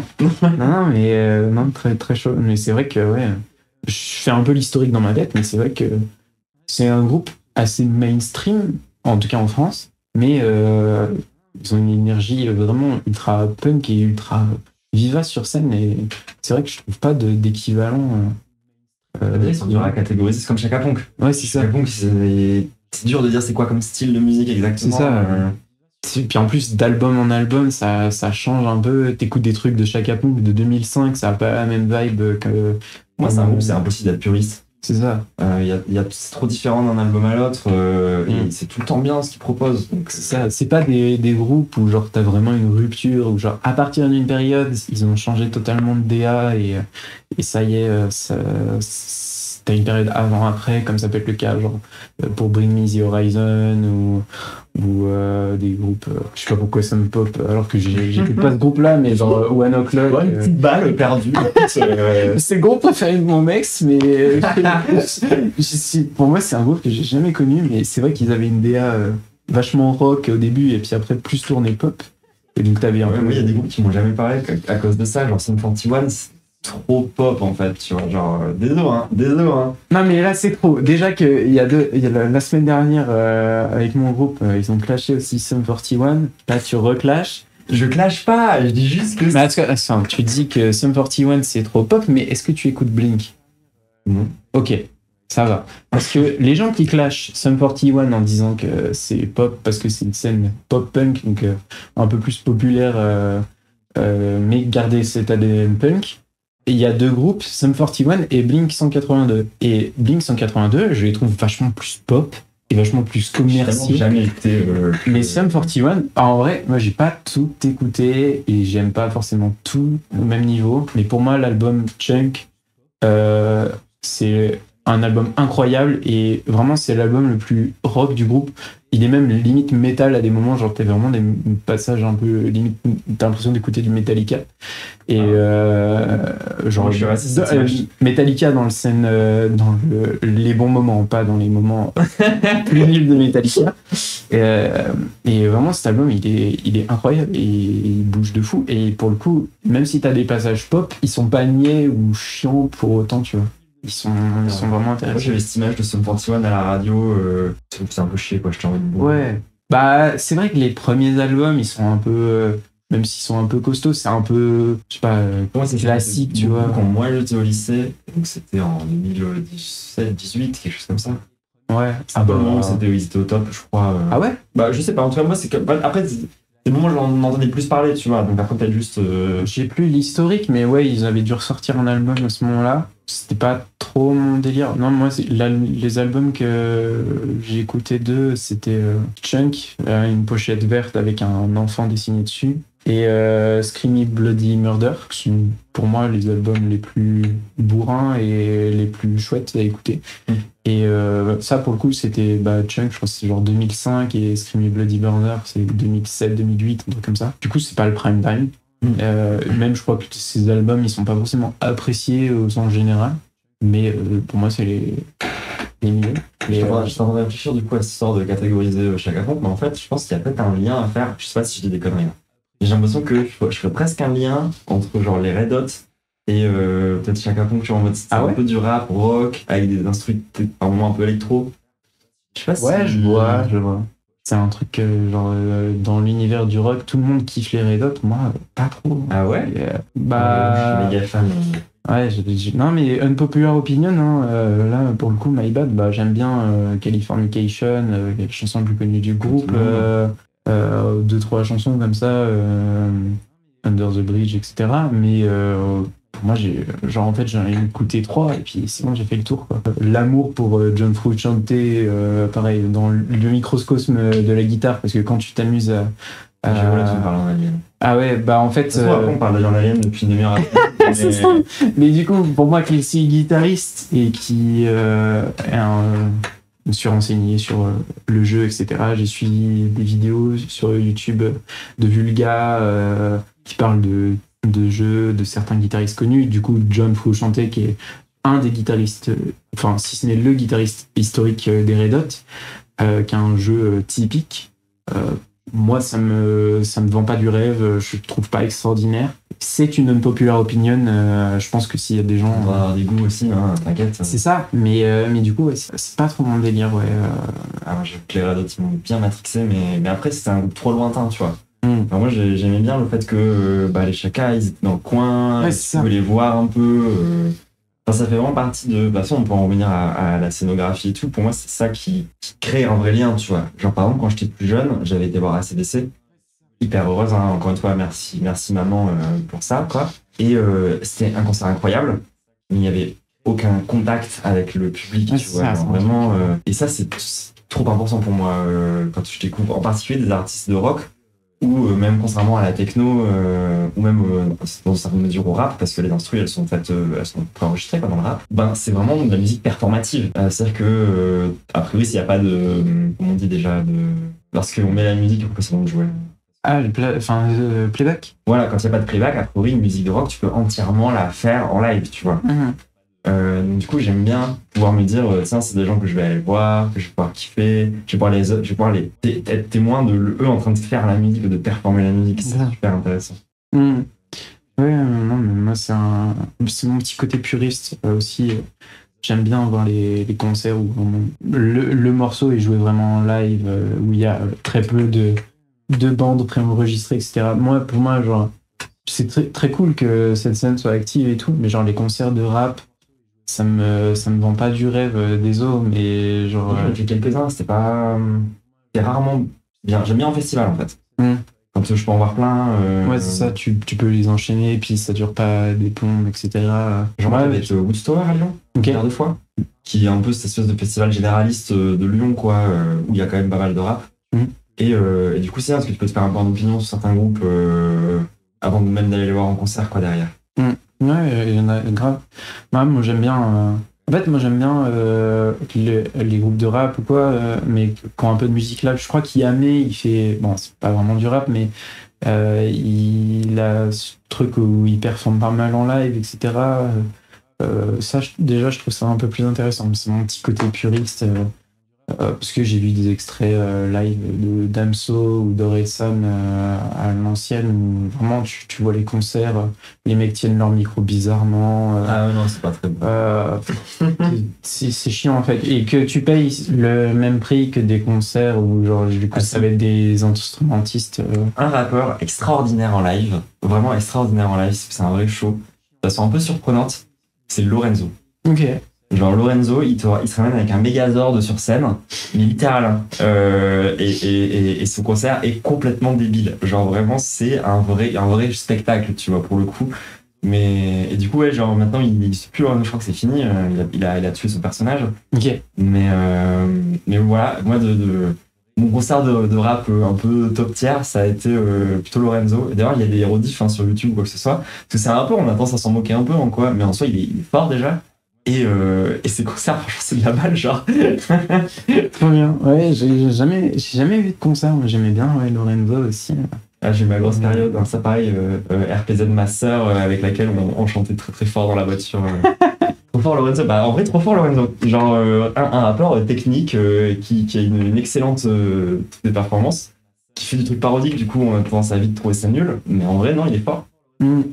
Ouais, il était pas mal pote avec Columbine et tout, je crois qu'il avait fait des trucs. Bah, c'est un mec de Columbine. Ouais, c'est ça. Mais du coup, ouais. Ah ouais, je suis une énorme fan de Columbine. Hein, aïe. Ah, j'assume complètement. C'est pas ma porte d'entrée dans le rap. Parce que ça, et je le dis pas très fort, c'est un peu Caris aussi qui m'a fait rentrer dans le rap. Et PNL aussi en vrai. Mais ouais, Columbine, moi ça m'a parlé immédiatement lorsque j'ai découvert le groupe. J'ai un album à eux d'ailleurs juste là. Attends. Pour faire ma fangirl jusqu'au bout, genre c'est un des seuls albums que j'ai en vrai. C'est l'album de Columbine, voilà. Trop bien. Ouais, moi j'avais un peu écouté Columbine au lycée, genre vraiment les tout premiers trucs, mais jamais trop accroché. Puis après, ils sont devenus vachement plus, je sais pas, plus abordables. C'est marrant, là, on parlait du vidéo. Et justement, je sais pas si t'as vu cette info, mais en gros, du coup, derrière, il y a Lou JPK qui était un des deux chanteurs qui est passé en solo. Et Fodacé, qu'est-ce qu'il est devenu? Ah oui, il a fait un réalisateur de jeux vidéo. Oui, il a fait un truc. Et ça a méga percé son truc. Mais genre vraiment, mais partout à l'étranger aussi, tu vois, c'est pas du tout un truc en France, ça s'appelle Unrecorded. Et c'est un jeu dans l'ultra réalisme c'est un jeu en caméra portée. Moi, j'avais jamais trouvé ça à l'époque. En fait, du coup, t'as le point de vue d'une caméra de portée de quand tu suis dans des documentaires ou des trucs du genre. Donc ça donne une patte absolument merveilleuse au tout, quoi. Ouais, bah ils avaient drop un teaser vraiment de nulle part et ça avait percé parce que déjà les graphismes étaient incroyables et t'avais ce truc de caméra où en fait ça rendait le truc vachement plus réel parce que c'était des mouvements organiques où t'avais vraiment le sentiment de marcher avec la personne. Sound design. Et voilà. On parlait de sound design, dans la démo de Unrecorded, le sound design est juste beaucoup trop bien géré. D'ailleurs, c'est marrant parce que les assets sont ultra réalistes, mais c'est que des assets qu'ils ont achetés dans la boutique, ils ont rien fait eux-mêmes. Donc en ça, c'était juste un bon micmac, une bonne composition de trucs, et ça a donné moi qui ai essayé d'être un peu développeuse indépendante, mon tiers de jalousie était quand même hyper haut, en mode le gars il sort un trailer et il perce immédiatement, quoi. C'est-à-dire que le mec il a réussi à percer dans le rap, et il a immédiatement percé dans le jeu vidéo sur son premier projet, quoi. En fait, trop fort. Ouais. Mais oui, quel cerf de génie. J'ai arrêté de sucer Fodacé. En plus, j'avais été à un salon, le Game Camp à Lille où il était, et j'avais pris mon album et j'étais en mode j'espère que je vais pouvoir le croiser, et je n'ai pas réussi à l'avoir. J'ai trop le seum. Ah, dommage. En vrai, Columbine, je trouve que c'est cool parce que c'est assez accessible à tous, même si de base, on n'écoute pas trop de rap, par exemple. Bah, c'est accessible, mais il faut se rendre compte qu'à l'époque, ça n'était pas tant que ça, parce qu'il bouffait quand même beaucoup l'autotune. À une époque où c'était un peu, justement, les gens étaient un peu critiques de cette méthode-là. Donc en fait, accessible. Et en même temps, quand tu écoutes leurs vieux albums, il y a des passages inaudibles. Vraiment, mais complètement. Je pense à la chanson Talkie Walkie. Ouais, mais j'aimais bien leur début, c'était un truc un peu plus nawak, mais après, ouais, c'est devenu moi, un peu plus lisse. S'imaginer sur cet album-là, justement, hein, c'est qu'il n'y a pas de chanson blague, un peu, il n'y a pas de chanson rigolote, tu vois. Mais ouais, c'était à tel point que c'est devenu un peu maintenant, genre rap de blanc et tout. Ah bah carrément. Le JPK, c'est quasiment de la variété ce qu'il fait maintenant. Ouais, c'est ça. Il y a plein de... Après, il y a toujours un rap, dès qu'il s'y met, il est chaud, mais c'est pas son cœur de cible. Il y a plein d'artistes où c'est devenu ça maintenant, c'est devenu de la pop et tout, c'est très cool. Mais déjà, le rap, c'est pas vraiment un style où je le ponce régulièrement, mais ouais, là, d'autant plus... quand ça prend ce genre de direction, c'est plus trop mon délire. Moi, je crois pas complètement tombé dans la new wave, par contre. Genre, je sais pas à quoi ça correspond, parce que pour moi, la new wave, c'est des trucs dans les années 80, genre du rock, tu vois. Ouais. Genre Dépêche Mode. Ah putain, tu parles. Non, mais c'est vrai, je fais que parler de ma daronne, mais putain, tu sais que ma mère, elle a été voir genre 5 ou 6 fois Dépêche Mode en concert. C'est vraiment une baiser de Dépêche Mode, genre vraiment, je te jure. Et du coup, elle m'a emmené une paire de fois. Bref, je coupe la parenthèse Dépêche Mode, un petit traumatisme. Mais c'est bien. Non, mais c'est super, c'est juste que genre, quand tu l'entends toute ta vie, en boucle, Violator, au bout d'un moment, tu n'en peux plus en fait. Tu n'en peux plus. Non, la New Wave, c'est le premier artiste de New Wave qui a vraiment pété, c'est Victor Zucco. Ouais. Et ça correspond à cette ambiance-là, tu vois. Même quand je parlais de Théa et tout, en vrai, c'est des gens qui s'inscrivent dans cette nouvelle vague, je pense. Genre Luther, c'est... Luther, ça reste un peu classique, je trouve, quand même, par rapport... Mais bon, après, ça reste, oui, c'est les nouveaux rappeurs qui émergent, mais... En fait, c'est beaucoup le même Femme Togo. La Fève. Le nom de La Fève, ouais, La Fève, c'est de la nuit. Après, lui, il est un peu particulier parce qu'il s'est vraiment rattaché au style, un style Angleterre très, très marqué. Ce qui fait que c'est plus un mec qui a ramené une nouvelle vibe encore. Comme moi, pareil, La Fève, je l'ai églingué sur un des projets. Prendre du dribble, ça est là, pour La Fève, Luther, des trucs comme ça, mais je suis abonné au règlement, donc dès qu'il parle d'un truc, je vais On parler de rap en blanc. Hein. mais mais c'est ma seule source d'information en rap et mon meilleur pote qui écoute que ça, mais c'est pas trop mon délire. Après, j'aime bien, forcément aussi, je suis depuis très longtemps, depuis quasiment ses débuts, Chronomusique. Ah, mais incroyable, Chrono.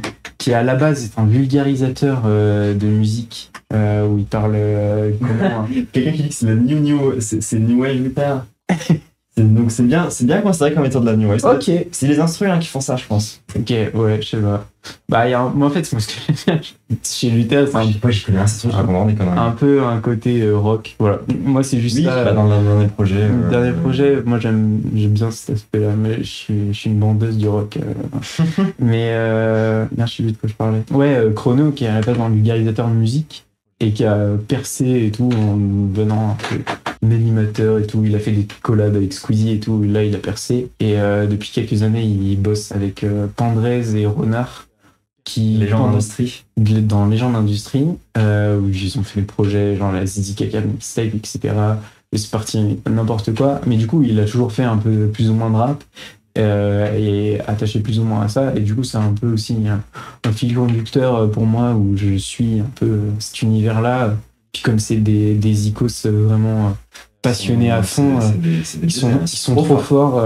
J'ai regardé hier, ils ont une émission qui s'appelle Banger où ils invitent des gens, des artistes, et ils font une production ensemble et après ils la clippent. Et hier c'était avec Dimé, celle que j'ai regardée c'était avec Dimé, et c'était trop bien, genre ils sont trop forts, ils ont des talents trompettistes. Ils ont une vraie DA de galériens, de mecs qui font ça à l'arrache, alors qu'en vrai c'est tellement clean ce qu'ils finissent par faire. Mais oui, ils sont trop forts, et puis ouais, ça va avec leur vibe, genre ils ont toujours fait un peu de la merde, genre Renard, un des trois... Avant, il faisait des YouTube Poop. Chrono, il a fait aussi des YouTube Poop vite fait avec lui. Pandrez, il a percé dans le Lofi. Oui, Pandrez est trop chaud en Lofi. Il touche encore énormément d'argent grâce au Lofi. Non, mais Pampin, trop fort. Mais d'ailleurs, moi j'ai ma petite théorie, c'est que Chrono, je pense qu'il a un peu cuit. Hein. Ah ouais? Moi, c'est ma théorie. J'ai déjà vu avec les cheveux un peu colorés, du vernis à ongles. Je suis en mode. Côté. Je te sens, moi, j'ai ma petite théorie sur Chrono. Ah, j'espère. Je prie de tout mon cœur. Ah, c'est un grand Pendant fan. un temps, il apparaît tout le temps avec un masque. Ouais. Petit truc aussi de Egg, un peu ça. Egg, un peu, ouais. Il cache. Non, mais c'est pour l'anonymat. Ouais. Bien sûr. À d'autres.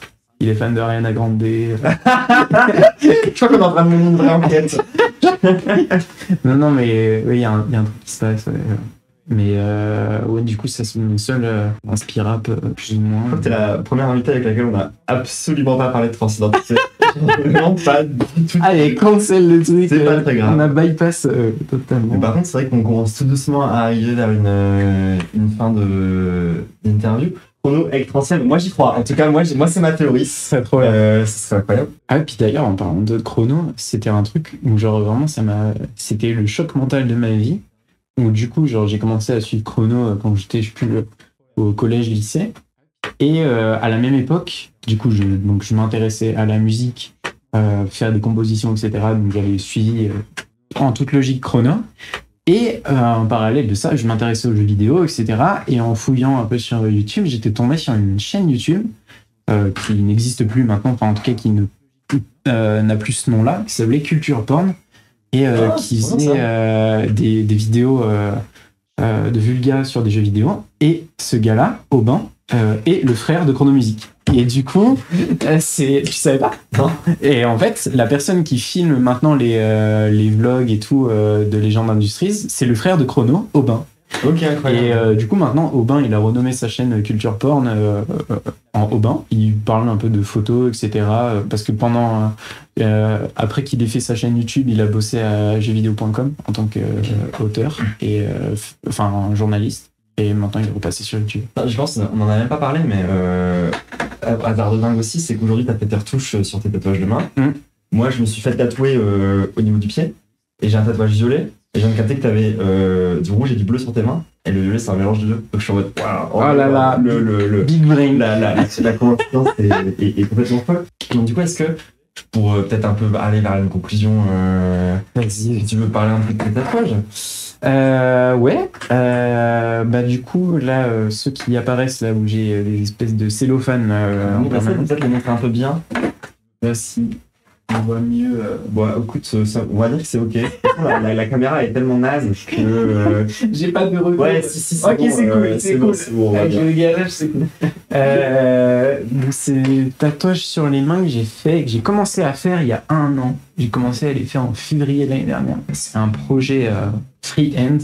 En gros, dans le milieu du tatou, c'est un truc où genre tu vas dessiner en temps réel, genre avec le tatoueuse. En gros, cette personne va te proposer un croquis de ce qu'elle a pensé, et après, au moment de tracer du coup les trucs, au lieu de poser un stencil, du coup, genre une sorte de calque sur ta peau directement, et après juste repasser avec l'aiguille, là, la personne va dessiner au feutre, et en gros, Léandre, mon tatoueur, il faisait du coup des traits au feutre.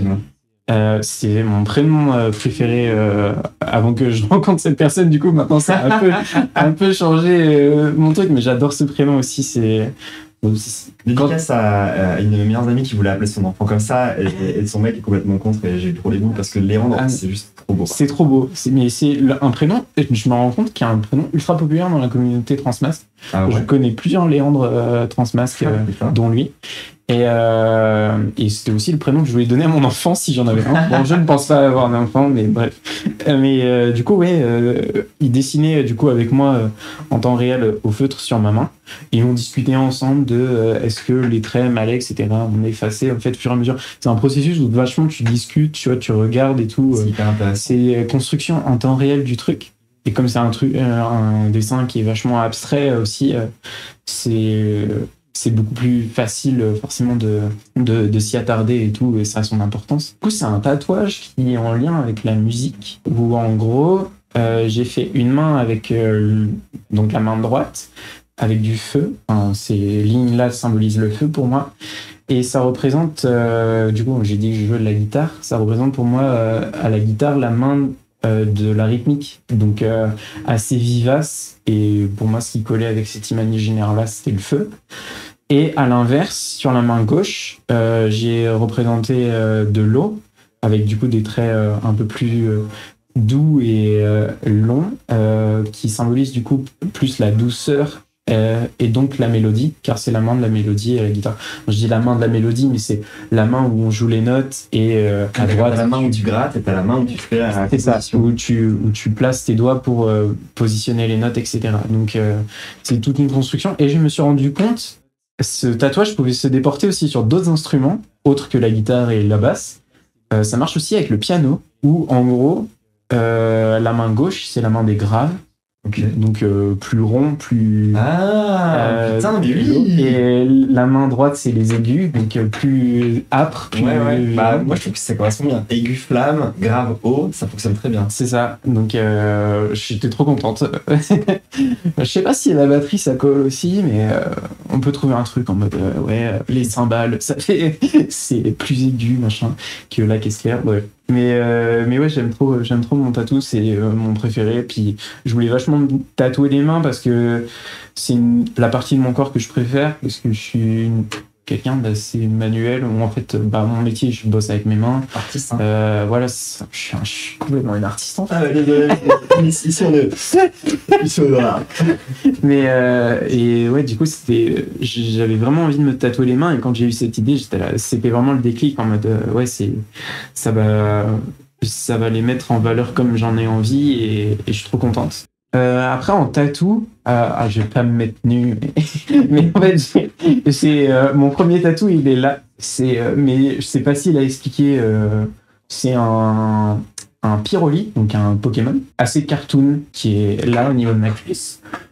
J'ai pas trop d'histoire par rapport à celui-là, c'est juste vraiment je suivais une tatoueuse à l'époque et que je suis toujours, qui a été faite par une artiste lyonnaise qui s'appelle Le Clos, qui est trop forte et qui fait plein de designs et tout, de tatous avec des chats. Et du coup j'ai vu ce tatou-là et j'ai dit ah ouais, il est trop beau, je le fais. Et à ce moment-là je jouais à Pokémon, donc j'étais en mode ça a du sens. Ouais. Bah, Pokémon de trans. Désolé, Evoli, genre le Pokémon capable d'évoluer en 8 versions différentes de lui-même, c'est le Pokémon le plus trans. C'est ça.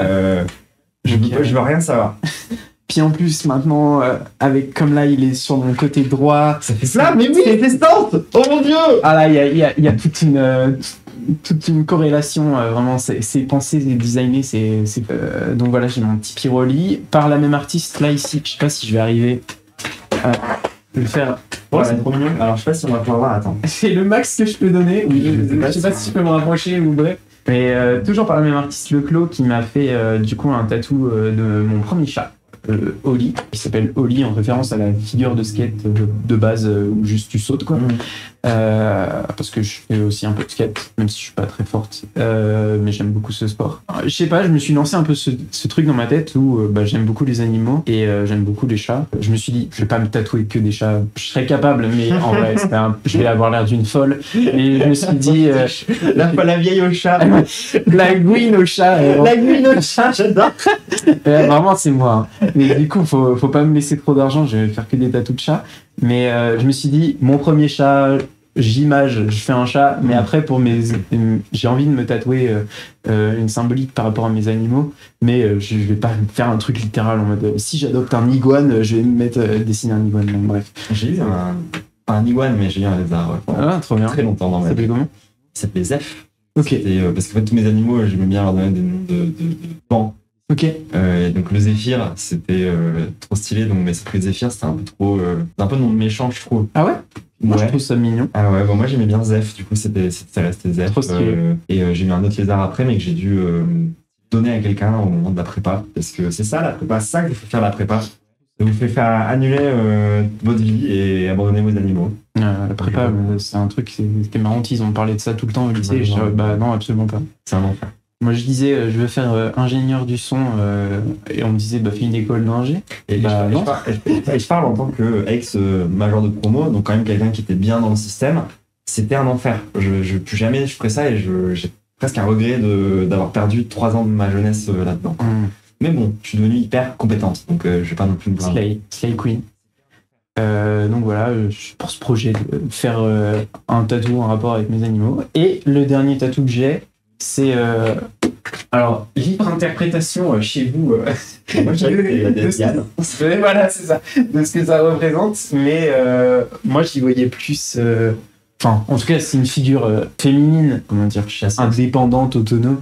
Du coup, pour moi, ça avait un lien avec le féminisme, etc. Avec j'ai un tatouage que j'ai fait en début de ma transition, donc un tatouage qui est vachement lié à mon identité de genre et au féminisme, etc. Mais après, du coup, ouais, sur la symbolique littérale, moi, j'y voyais plus une Amazone. Après, on m'a dit, non, mais en fait, elle a des seins, donc ça peut pas être une Amazone. Ouais, c'est bon. Mais après, il y a des gens qui disent, ouais, c'est une Artémis, ou alors c'est Athéna, ou alors c'est Diane. Moi, ça me fait penser à Artemis. Là, comme ça, tout de suite.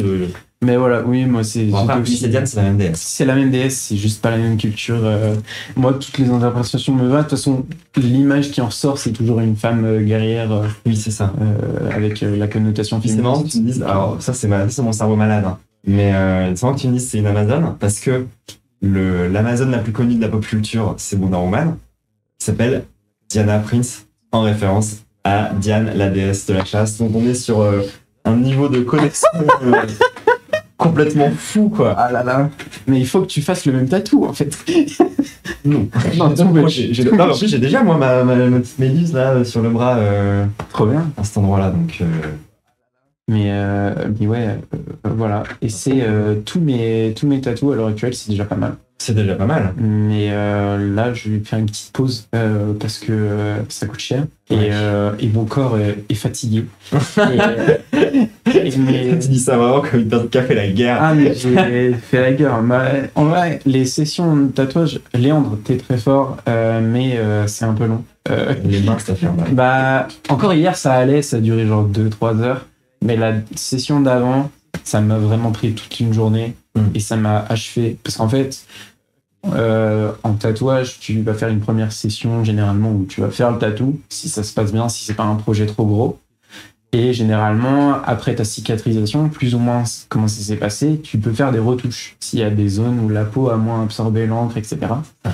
Et moi, du coup, j'avais fait une session de retouche pour ce tatou-là. Et en fait, c'est même pas des retouches que tu peux faire parce que la main, en fait, ça bouge tellement souvent que si tu refais un truc, en fait, t'es obligé de tout refaire.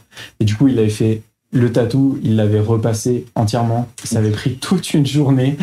J'ai été reparti, j'étais arrivé, je sais pas. En plus, il y a des dégradés. Ouais, c'est ça. J'étais arrivé à 10-11 heures. Je suis reparti, c'était 17 heures. Avec du coup 5-6 heures non-stop où genre t'as quelqu'un qui te plante une aiguille au niveau de tes articulations, etc. Après, tu dis ça, mais on sait très bien ce qui se passe quand les gens disent qu'ils veulent se calmer sur le tatouage. Hein. Ils en refont l'année d'après. C'est ça.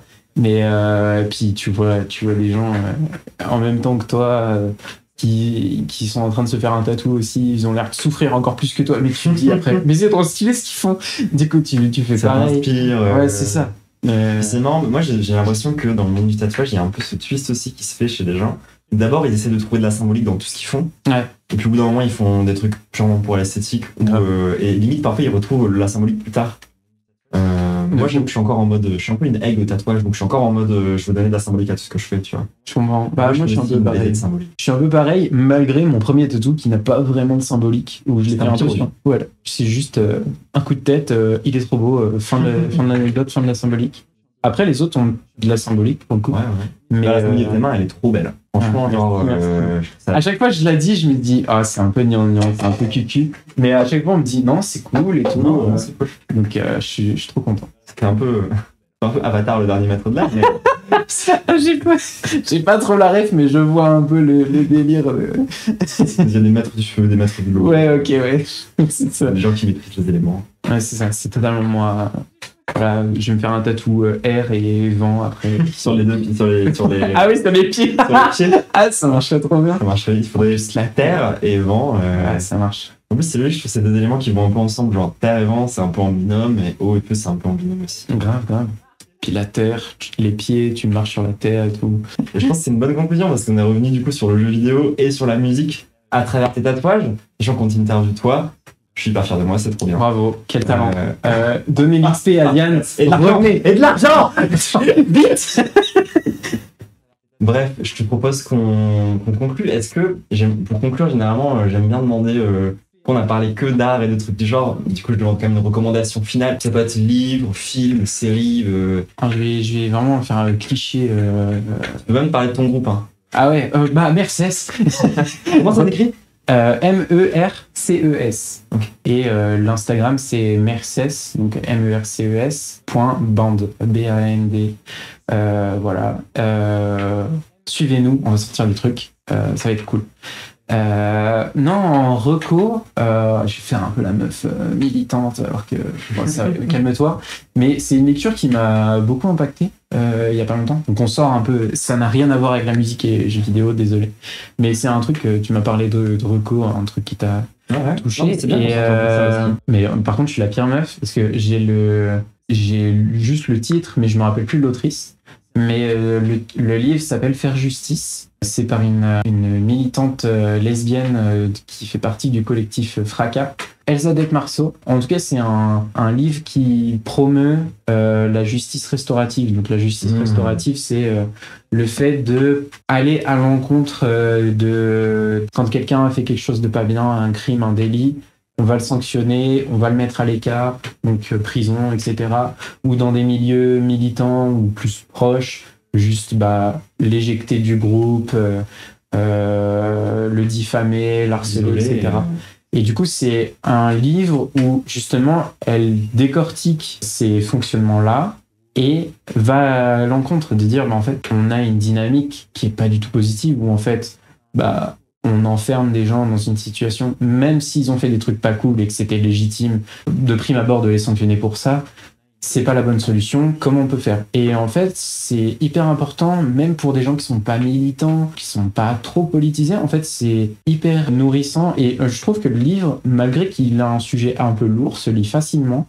Et elle écrit vraiment de façon limpide, comme si elle s'exprimait à l'oral, donc c'est très agréable. Et puis on doit jamais assez que la prison radicalise Voilà. Et n'empêche absolument pas la récidive. C'est ça, c'est vraiment la prison, c'est le pire move qu'on peut faire quand... D'ailleurs, on a eu Ange dans le tout premier épisode de Trace Inter qui a parlé de prison, parce qu'elle a fait de la prison. Donc si vous êtes curieuse, la rediffusion sera bientôt disponible sur YouTube normalement. Trop chaud, moi je vais aller voir, ça m'intéresse. On n'en parle pas beaucoup, mais on évoque un peu le sujet où Ange a fait un peu de prison à partir du militantisme en fait. Ok, elle développe un peu du coup des pistes de comment on peut changer ce schéma de justice punitive, etc.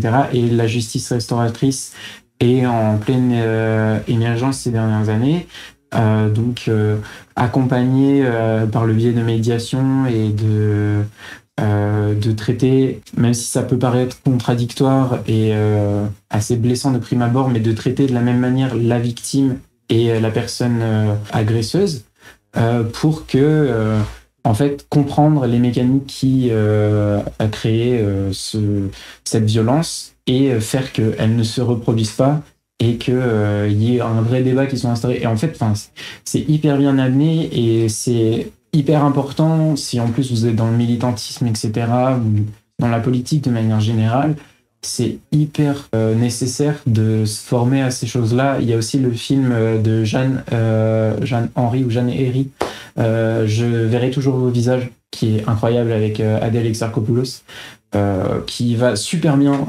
Si vous faites un petit combo livre Faire justice, Je verrai toujours vos visages, c'est le combo justice restaurative qui est trop bien. Vous aurez une bonne base théorique. Voilà, c'est ça, une bonne théorie de base et des bonnes réflexions politiques. Super, merci beaucoup pour cette recommandation. Merci. On va se laisser. Au revoir tout le monde. Et puis à tous ceux qui nous regardent sur YouTube ou qui nous écoutent sur Spotify, passez une bonne fin de journée. Merci, bonne journée. Ciao tout le monde.